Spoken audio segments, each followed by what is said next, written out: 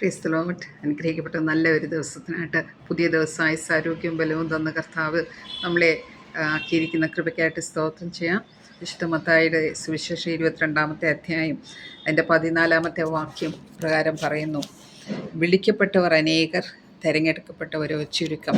അപ്പോൾ 28-ാമത്തെ 2-ാമത്തെ അധ്യായത്തിൽ ആദ്യം മുതൽ കർത്താവ് ഉപമയായിട്ട് അവരോട് പറഞ്ഞതായിട്ട് നാം കാണുന്നു. സ്വർഗരാജ്യം തൻ്റെ പുത്രന് വേണ്ടി കല്യാണ സദ്യ കഴിച്ച ഒരു രാജാവിനോട് സദൃശ്യം. കല്യാണത്തിനൊരുങ്ങി വിളിക്കപ്പെട്ട അനേക മനുഷ്യരെ, വലിയ വലിയ ആൾക്കാരെ വിളിച്ചതായിട്ട് നാം കാണുന്നു, ഇൻവൈറ്റ് ചെയ്തതായിട്ട് കാണുന്നു. എന്നാൽ ആ കല്യാണത്തിൻ്റെ സമയം വന്നു കഴിഞ്ഞപ്പോഴത്തേനും ആ വിളിച്ചവരാരും അവിടെ വന്നില്ല. അവർ പല ഒഴിവൊഴിവുകൾ പറഞ്ഞ് അവർ മാറിപ്പോയതായിട്ട് കാണുന്നു.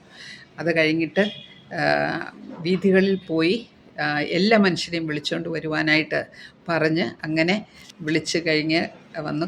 കല്യാണത്തിൻ്റെ സമയത്ത് 12-ാമത്തെ വാക്യത്തിൽ ഒരു മനുഷ്യനെ അവിടെ കല്യാണ വസ്ത്രമില്ലാതെ ആ കല്യാണത്തിന് ഇരിക്കുന്നത് കണ്ടപ്പോൾ ആ മനുഷ്യനോട്, സ്നേഹിത, നീ എങ്ങനെ ഇതിൻ്റെ അകത്ത് വന്നു എന്ന് ചോദിച്ചു.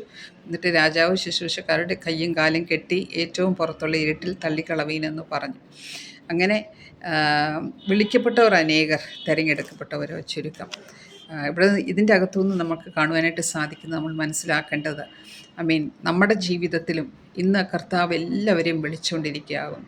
നല്ല കർത്താവ് വിളിക്കുന്നവർ അനേകരുണ്ട്. എന്നാൽ ആ വിളിയിൽ നിൽക്കുന്നവർ വളരെ ചുരുക്കമാകും.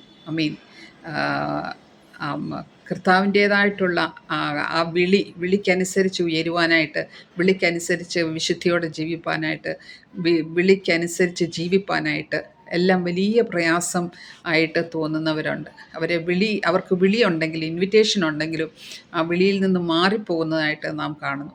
അതുപോലെ അവസാനം കർത്താവിൻ്റെ വരവ് വരുമ്പോഴത്തേനും പലരും ഈ ഒരു വിളി കേട്ട് അകത്ത് വന്നവർ, അല്ലെങ്കിൽ ഈ കർത്താവിലോട്ട് വന്നവരുണ്ട്. എന്നാൽ അവർക്ക് ആ കല്യാണ വസ്ത്രം, കറക്റ്റായിട്ടുള്ള കല്യാണ വസ്ത്രം ഇല്ല. മറ്റുള്ളവർ നോക്കുന്നുണ്ട് കല്യാണ വസ്ത്രം ഉള്ളതായിട്ട് തോന്നും. രക്ഷിക്കപ്പെട്ടവരല്ലെങ്കിൽ ദൈവമക്കളെന്ന് എല്ലാവരും തോന്നിക്കും. എന്നാൽ കർത്താവ് നോക്കുന്നുണ്ടെന്നെ ആ ഒരു അനുഭവത്തിലേക്ക് ആകേണ്ട രീതിയിലായിട്ടില്ല, ദൈവമകനും മകളും ആയിട്ടില്ല എന്ന് കാണുന്നവരെ പുറത്താക്കും. അതുകൊണ്ടാകുന്നു വിളിക്കപ്പെട്ടവർ അനേകർ, തിരഞ്ഞെടുക്കപ്പെട്ടവരെ ചുരുക്കം. നമ്മൾ ഓരോരുത്തരും നമ്മുടെ ക്രിസ്തീയ ജീവിതം ഏറ്റവും വളരെ സൂക്ഷിച്ച് നമ്മൾ തീർച്ചയായിട്ടും ജീവിക്കണം. നമ്മുടെ ആലോചനയിൽ, ചിന്തയിൽ, സംസാരത്തിൽ, നമ്മുടെ ആറ്റിറ്റ്യൂഡിൽ, നമ്മുടെ ജീവിതത്തിൽ, സംസാരത്തിൽ, എല്ലാ കാര്യത്തിലും നമ്മൾ വചനപ്രകാരം നമ്മൾ ജീവിക്കുവാനായിട്ട് ദൈവം ഓരോരുത്തരെയും നമ്മളെ സഹായിക്കട്ടെ. നമ്മളും വിളിക്കപ്പെട്ടവരാകുന്നു. നമ്മൾ തിരഞ്ഞെടുക്കപ്പെട്ട കൂട്ടത്തിൽ ആയിത്തീരാനായിട്ട് ഈ വചനം നമ്മെ സഹായിക്കട്ടെ. വചനം നമ്മൾ തിരഞ്ഞെടുക്കപ്പെട്ടവരായി കർത്താവ് വരുമ്പോൾ കർത്താവിനോട് കൂടെ ഒത്തൊരുമിച്ച് പോകാൻ ദൈവം നമുക്ക് കൃപ തരട്ടെ. വചനങ്ങളാൽ ദൈവം നമ്മെ അനുഗ്രഹിക്കട്ടെ. Praise the Lord.